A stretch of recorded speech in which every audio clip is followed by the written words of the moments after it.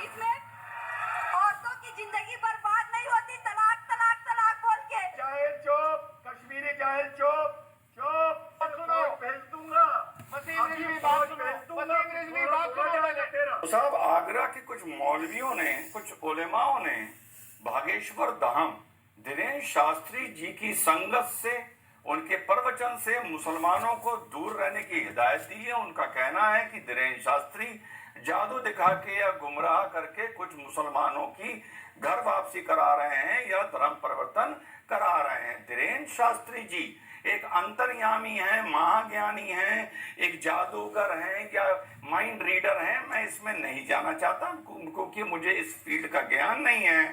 लेकिन आज इसी मुद्दे पर डिबेट होगा कि 2, 4, 5, 10, 20, 50 कन्वर्जन क्या हो गए, तुम्हारे पेट में दर्द हो गया, तुम धीरेन्द्र शास्त्री जी को बहरूपिया कहने लगे, गुमराह करके कन्वर्ट कराने वाला कहने लगे, जादूगर कहने लगे।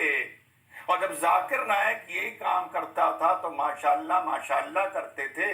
और मुसलमानों से अपील करेगा कि ऐसे साधु संतों के प्रोग्रामों में शामिल ना हो। मुसलमानों से गुजारिश करूंगा, वो लोग जो बागेश्वर धाम में जाते हैं, उनके प्रोग्रामों में शिरकत करते हैं, वो पता ना जाए और वहां जाकर के लोग क्यों नहीं देख पा रहे, इनकी बिरादरी के जो लोग हैं वो क्यों नहीं इनका दोगलापन देख पाते, मेरा यही सवाल है।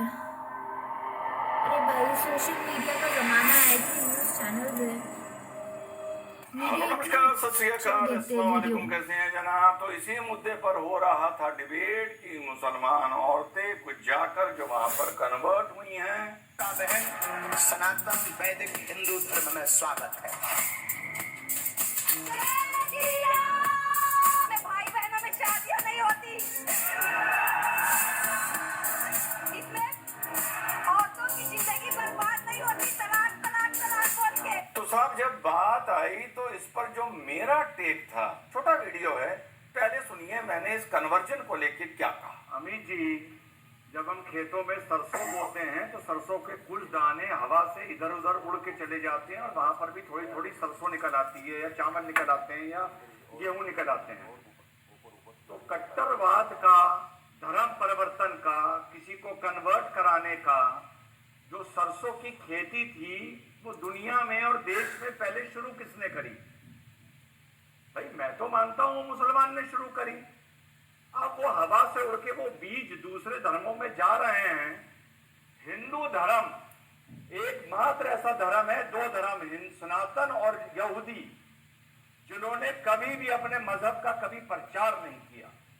मुसलमान ने किया, क्रिश्चियन ने किया, बुद्धिस्ट ने किया, कभी इन दोनों ने नहीं किया। लेकिन अब धीरे धीरे खरबूजे को देख के खरबूजा रंग बदलता है। हिंदू भी जागरूक हो रहा है, आक्रामक हो रहा है, अपने संवैधानिक हक समझ रहा है। अब वो भी बात कर रहा है, प्रोपोगेट कर रहा है आर्टिकल 25। आर्टिकल 25 सिर्फ माइनॉरिटी के लिए नहीं है, पूरे देश के लिए है।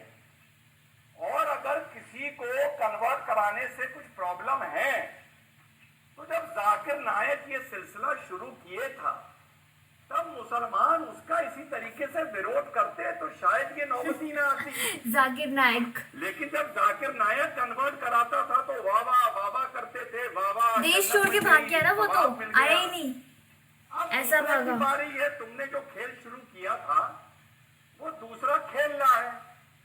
और बड़ी इंटरेस्टिंग बात बताऊं आपको, यूरोप को लेके या अमेरिका को लेके मुसलमान को बड़ा फक्र होता है कि वहां पर बहुत से लोग इस्लाम कबूल लाए हैं जी। वो हमारे कबूल लाए हैं क्योंकि उनकी सरकारों ने जमातों को, तबलीगों को अनुमति दे रखी है कि उनके देश में आओ और वहां पे मजहब को आगे बढ़ाओ। जो तुम्हारे 55 इस्लामिक मुल्क हैं वहां तुमने ये अनुमति किसी को नहीं दे रखी। तुम क्रिश्चियन मिशनरी को, मुस्लिम मिशनरी को, सनातनों को ये अनुमति दे दो कि तुम्हारे इस्लामिक मुल्कों में भी वो जाके अपने मजहब को फैला सकें। फिर 50 साल बाद बात करेंगे कि कितना अरब का ये बड़ा पॉइंट रख रहे हैं, ये बड़ा पॉइंट रख रहे हैं। सुना साथियों, अगर मंच पर, खुले मंच पर कन्वर्ट करना तुम्हें आज बुरा लग रहा है तो कितना खूबसूरत होता कि जब यही काम जाकिर नायक कर रहा था तो तुम कहते कि ये गलत है, ये इस भारत में नहीं होना चाहिए, और हम उसकी आलोचना करते हैं, लेकिन तुमने नहीं किया। अब यूरोप और अमेरिका को लेकर जो मेरी बात आई, ये किसी ने शायद आज तक पकड़ी ना हो, या पकड़ी हो तो शायद बोलने की हिम्मत ना की हो।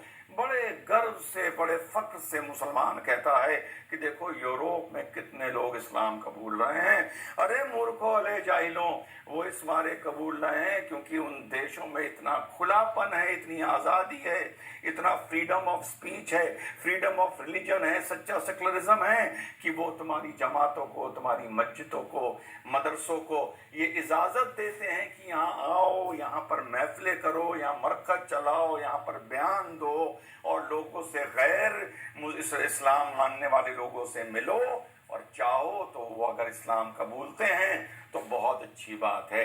जिस दिन तुम ये अनुमति इस्लामिक राष्ट्रों में दे दोगे, जिस दिन बुद्धिस्ट मिशनरीज वहां पर घूमने लगेंगी, क्रिश्चियन मिशनरीज वहां पर घूमने लगेंगी, धीरेन्द्र शास्त्री जैसे लोगों को जब तुम अरब में, ओमान में, कतर में, यमन में वगैरह वगैरह अनुमति दे दोगे, जब क्रिश्चियन मिशनरीज वहां पर भी अपने कैंप्स लगाएंगी, मेडिकल कैंप्स लगाएंगी, एजुकेशन कैंप्स लगाएंगी वगैरह वगैरह, तो फिर 50 साल बाद बात करेंगे कि अरब वर्ल्ड से या मुस्लिम वर्ल्ड से कितने लोगों ने इस्लाम छोड़ा और गैर मजहब अपनाया।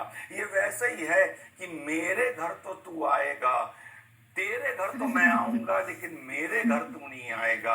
अरे जब मैं तेरे घर आऊंगा तो कुछ भी चीज उठा के अपने तेरे घर से ले जाऊंगा, पर तुझे मैं अपने घर आने की इजाजत नहीं दूंगा।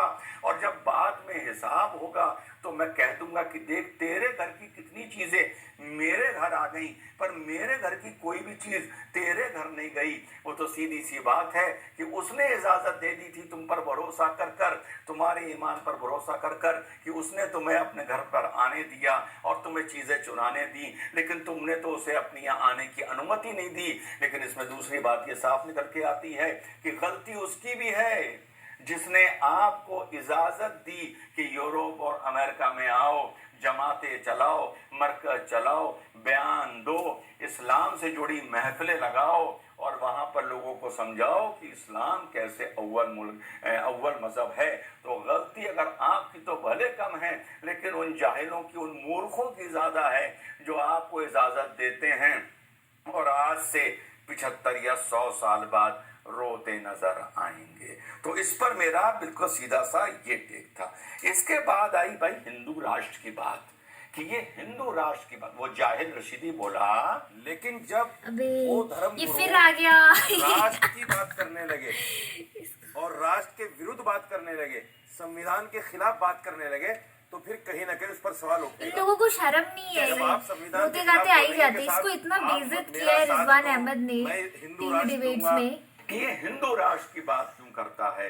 तो हिंदू राष्ट्र की जब बात करता है या मुस्लिम जब इस्लामिक मुल्क की बात करता है, तो ये दोनों कैसे फर्क हैं? मेरा इसमें तर्क, मेरा इसमें लॉजिक सुनिए। डॉक्टर जाकिर नायक आज भी आप उनका पीछे अबे ये कश्मीर का दोगला बोलते बहुत हो।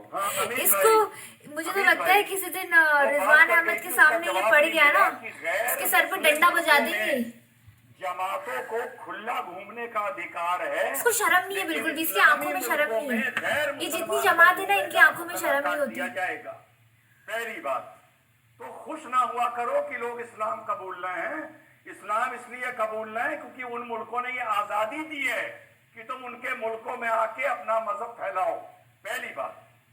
दूसरी बात अमीश भाई, जिसको बागेश्वर धाम के मुसलमानों से ज्यादा प्रॉब्लम है, वो खुला बोले कि अजमेर शरीफ और निजामुद्दीन और सूफियों के मज़ारों पर भी हिंदुओं को नहीं जाना चाहिए। दोनों तरफ की बात करो। नहीं, हम तो दिलों को जोड़ने की बात करते हैं। नहीं, ये गलत बात। अब आप सुनिए बात। रिजवान अहमद को इसको अलग से एक्सपोज करने की जरूरत नहीं है। उनका एक कमेंट और ये खुद ही एक्सपोज हो जाता है, अपने आप को खुद ही एक्सपोज कर देता है कि मैं कितना दोगला हूँ। इसको गौरव आर्य सर ने भी इसको बहुत डिबेट में इसकी ली थी अच्छे से। अरे जाहिर को चुप कराओ। देखिए रिजवान साहब, थोड़ी तमीज सीख लें। अगर बचपन में नहीं सीखी अब सीख लीजिए, मैं सिखा रहा हूँ। अरे भाई आगे बढ़ो। चुप चुप चुप। देखे तमीज से बात करो, आखिरी तमीज से बात करो, अमीर तमीज से भाई, बात करो। शुक्र है मेरे सामने नहीं हो मंच पे। हिंदू राष्ट्र की नहीं तो क्या करता? हिंदू राष्ट्र की सुनिए, अबे जिससे भिड़ रहा है ना तेरा बाप है वो। मुसलमानों को इस्लामी मुल्क का वरदान एक बार मिल गया, बन गया पाकिस्तान और बांग्लादेश। वरदान वो हमारे लिए था, इंडिया के लिए वरदान था। सिर्फ हिंदुओं की है, फौज भेज दूंगा। वसीम रिजवी बात सुनो, वसीम रिजवी बात सुनो पहले। सुना साथियों, गॉड केक कटा था एक बार, ये भारत कटा था एक बार। मैं अखंड भारत की बात नहीं करता, मैं सिर्फ मौजूदा हिंदुस्तान, पाकिस्तान और बांग्लादेश की बात करता हूं। एक भाई अपना हिस्सा लेके चला गया, वरदान एक बार मिलता है। अब दूसरा भाई कह रहा है कि मुझे भी अपने नाम से इस केक में हिस्सा चाहिए। मैं चाहता हूं कि वो इस्लामिक केक लेके चला गया, मुझे अब सनातनी केक चाहिए। तो यहां पे रुके बंदे ये कह रहे हैं कि ना ना ना, तुम अगर हिंदू राष्ट्र मांग रहे हो और कोई अगर इस्लामिक मुल्क मान रहा है तो इस्लामिक मुल्क मानने वाले पर कार्रवाई क्यों हो रही है? और हिंदू राष्ट्र, सनातनी राष्ट्र, एक तो ये हिंदू राष्ट्र कहना बंद करो, सनातनी राष्ट्र बोलना शुरू करो। सनातनी राष्ट्र मांगने वाले पर कार्रवाई क्यों नहीं हो रही है? तो इसका ये जवाब मेरा है, क्वेश्चन एक है, बात, हिंदू और ये तो सनातन गए तो इस्लामिक एक ही है ना, राष्ट्र। फिर क्यों कितनी बार हिंदू मांगोगे? राष्ट्र? पर हिंदू ने सनातनी राष्ट्र नहीं मांगा, उसे एक बार तो मौका दे दो, और अगर मौका नहीं भी देना है तो उसकी इस मांग पर, शांति सनातन वैदिक हिंदू धर्म कोई मतलब तो एक ही है कार्रवाई ना। की उम्मीद ना करिए। लेकिन जब मुसलमान इस्लामिक मुल्क फिर से मांगेगा, फिर से दोबारा, तो उसकी तुलना सनातनी राष्ट्र मानने वाले हिंदू से, सनातनी से नहीं करी जा सकती है। जय हिंद, वंदे मातरम।